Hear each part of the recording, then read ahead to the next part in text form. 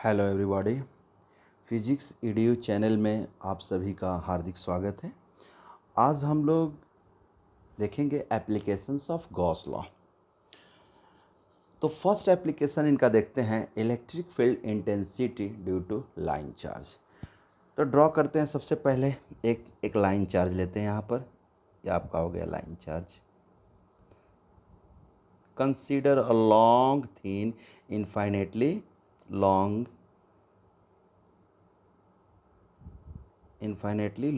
Thin क्या हुआ, line charge, जो कि यूनिफॉर्मली डिस्ट्रीब्यूटेड है। चार्ज क्यू कितना डिस्ट्रीब्यूटेड है, चार्ज क्यू, ठीक है ना।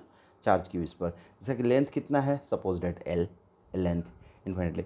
नाउ अब जो है यहाँ पर सबसे पहले क्या करते हैं, हम एक गॉसियन सरफेस ड्रॉ करते हैं, ठीक है ना। तो Gaussian surface is not a real surface, it is a hypothetical surface, या एक hypothetical surface which is chosen to calculate the surface integral of electric field. हम जानते हैं बहुत चलते हैं। तो चलिए लेट्स स्टार्ट। हमने एक आपका ये ड्रॉ किया, आपका गॉसियन सरफेस लाइक दिस। चलिए ये हुआ एक आपका गॉसियन सरफेस, ठीक है, लाइन चार्ज का। तो ये कैसा सर्फ शेप में आ गया, सिलेंड्रिकल सरफेस, सिलेंड्रिकल पार्ट, देखिए सिलेंड्रिकल सरफेस में आ गया।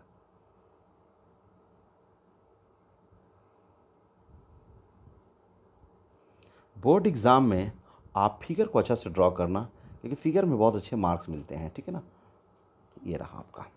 ओके नाउ ये रेडियस इनका कितना है, ये यहाँ पर ये जो है ना, इस एक्सियल, इस लाइन को क्या बोलते हैं, axis. This is the axis of line, axis of line, ये एक्सियल लाइन हो गया, एक्सियल लाइन, एक्सियल लाइन, ठीक ना। नाउ एट डिस्टेंस आर, यहाँ पर जो डिस्टेंस है, यहाँ से यहाँ तक की जो डिस्टेंस है, इस पॉइंट को हमने मान लिया पॉइंट पी, ठीक है ना। At point P distance will be equal to R, ये डिस्टेंस आर हो गया, ठीक है। तो यहाँ इलेक्ट्रिक फील्ड, इस पॉइंट पी पर इलेक्ट्रिक फील्ड क्या होगा, यहाँ पर इलेक्ट्रिक फील्ड इनका, ये इलेक्ट्रिक फील्ड हुआ, ठीक है ना, ये इलेक्ट्रिक फील्ड हुआ। ओके नाउ अब यहाँ जो है, जो ये आर है, यही आर तो यहाँ भी रहेगा। तो आर क्या हो गया, इनका रेडियस हो गया, radius of this cylinder, clear है ना। अच्छा ये इंड से, इंड कैप से इनका सरफेस एरिया क्या होगा, इधर डी एस, ये हुआ डी एस, ठीक है। और इधर आपका क्या होगा, इलेक्ट्रिक फील्ड का डायरेक्शन ये रहा। तो आप इंड कैप पर देख रहे हो क्या, E and D S angle equal to the 90 degree, angle हो जाएगा 90 डिग्री। यहाँ पर भी कितना होगा, angle equal to the 90 degree. तो जाहिर सी बात, हम फ्लक्स इक्वल टू द जानते हैं, फ्लक्स बराबर आपको पता है ई डी एस कॉस थीटा। तो यहाँ पर जो है कॉस थीटा कितना होगा, 90 डिग्री। तो कॉस 90 डिग्री का वैल्यू कितना होगा, ज़ीरो, ठीक है ना। कॉस 90 का वैल्यू जीरो हो जाएगा, कॉस 90 का वैल्यू हो जाता है जीरो। तो इक्वल टोटल कितना हो जाएगा, जीरो। क्यों, क्योंकि ई डी एस कितना है, 90 degree. Theta equal to the यहाँ पर हो जाएगा आपका 90 डिग्री। या इंड कैप की बात हो रही है, किसकी बात हो रही है, इंड कैप की बात हो रही है। तो यहाँ पर तो जाहिर से बोथ इंड कैप से आपका जो है फ्लक्स हो जाएगा जीरो। अब फ्लक्स कहाँ से निकलेगा, तो स्फेरिकल पार्ट से ही, ठीक है। चलिए तो लेट्स स्टार्ट।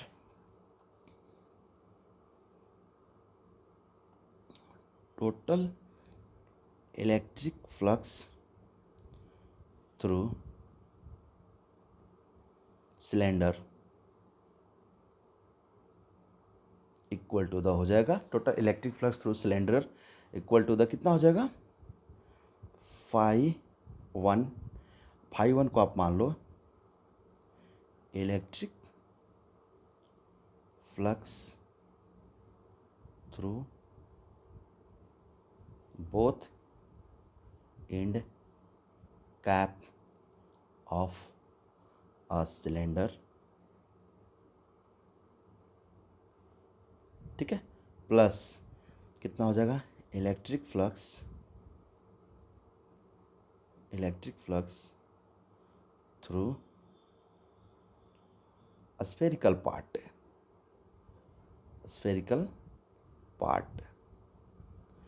कितना इसे ले लेते हैं, φ2। एक को हमने φ1 ले लिया, दूसरे को हमने φ2 ले लिया। चलिए लेट्स स्टार्ट।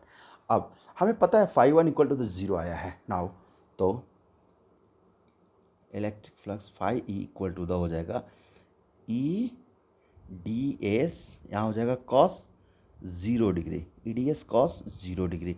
अब आप बोलोगे कॉस 0 डिग्री कैसे हुआ, तो देखेंगे ये आपका इलेक्ट्रिक फील्ड का है डायरेक्शन, और एरिया भी स्फेरिकल सरफेस का एरिया कितना होगा, ये स्फेरिकल पार्ट का एरिया क्या हुआ, सरफेस एरिया ही ना होगा, ये सब क्या है, ये इलेक्ट्रिक फील्ड हो गया और एरिया भी तो ही होगा, तो दोनों क्या हुआ, E and D S parallel to each other, यहाँ पर क्या होगा, E D S parallel, both are parallel. जब दोनों पैरेलल होगा इसका मतलब that is theta equal to the 0 degree, theta equal to the 0 degree, और you know that cos 0 degree बराबर वैल्यू कितना होता है, 1 होता है।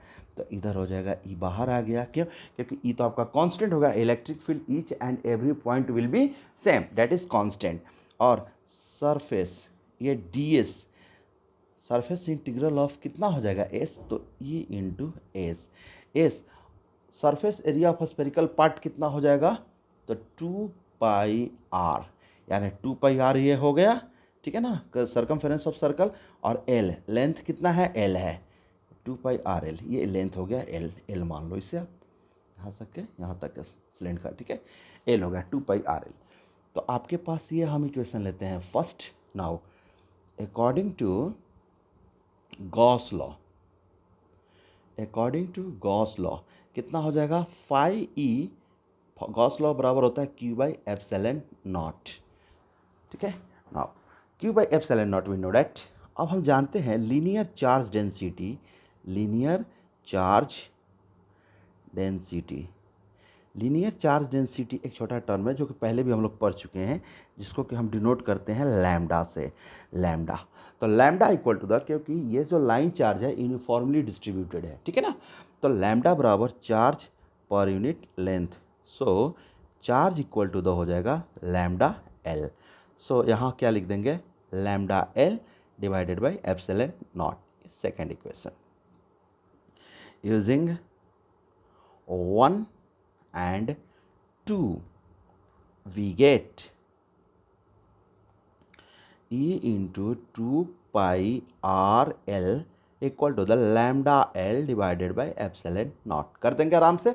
नाउ एल एल आपका क्या हो गया यहाँ पर, cancel, L L cancel, so E equal to the lambda divided by 2 pi R epsilon nought, ये आपका निकल गया, ठीक है, क्या निकला भाई, तो electric field intensity due to line charge, ये this is the first application of Gauss law. चलिए इससे रिलेटेड अब एक क्वेश्चन देख लेते हैं। इससे क्वेश्चन है, a thin walled copper pipe, एक पतला सा कॉपर पाइप है जो कितना मीटर लॉन्ग है, 3 metre long and 2 centimetre and diameter, ठीक है ना, carries a net charge of 5.8 microcoulomb distributed uniformly, क्या है distributed uniformly, what is the electric field 8 centimetre from the pipe axis. ये आपको समझाने के लिए हमने ड्रॉ कर दिया, ये आपका हो गया पाइप एक्सिस, ये हो गया आपका पाइप, कैसा पाइप है भाई, तो कॉपर पाइप है, ठीक है ना। अब ये जो कॉपर पाइप है इनका डायमीटर कितना दिया, 2 सेंटीमीटर, तो क्या डायमीटर का कोई यहाँ मीनिंग नहीं है, डायमीटर का कोई मीनिंग नहीं बनता है, जिसका कि लेंथ कितना दिया हुआ है, 3 मीटर लॉन्ग, ये इक्वल टू द लेंथ हो गया, क्लियर। नाउ अब ये पूछ कहाँ है, इलेक्ट्रिक फील्ड आपका पूछ रहा है 8 centimetre from the pipe axis, pipe axis तो यही है, इसी को ना पाइप एक्सिस कहते हैं। तो ये जो यहाँ पॉइंट हो गया, मानते हैं ये आर इक्वल टू द हो जाएगा 8 सेंटीमीटर इक्वल टू द 0.08, अगर मीटर में कन्वर्ट करेंगे तो।